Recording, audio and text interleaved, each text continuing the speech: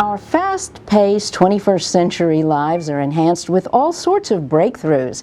Cures for diseases once thought incurable, medications delivered in new ways, not by mouth or injection, but by patches, like this, that release a painkiller into the body continuously, so that those suffering with chronic pain, with cancer for example, can get 24-hour non-stop relief. The painkiller is a powerful narcotic called fentanyl, said to be 80 times stronger than morphine. In some cases, patients died when they received a fatal overdose of this very powerful drug. How did that happen? Well, this is a fentanyl patch. I'm not taking it outside of the box because it could be very dangerous if it had a cut or a hole. Now, this patch has an adhesive strip and it sticks onto the skin.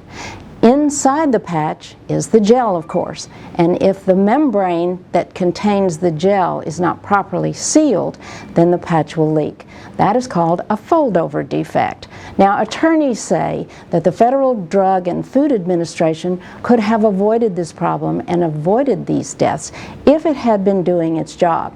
The FDA, of course, is the federal agency that is charged with the responsibility of overseeing these drugs before doctors are allowed to prescribe them. Number one, the FDA is underfunded.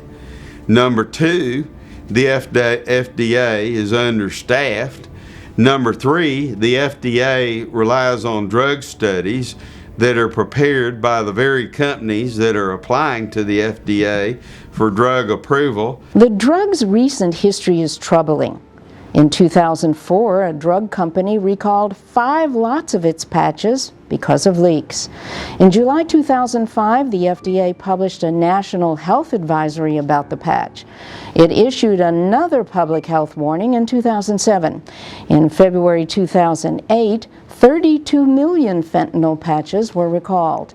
A week later, there was another recall. The following month, more patches were recalled because the drug company that manufactured them could not guarantee the patches would not leak. These drugs are being foisted upon the public without adequate studies, and so what happens a lot of times is they become tested on the American public. These drug companies are associated with the recalls. Some are well known, others are subsidiaries of better known companies.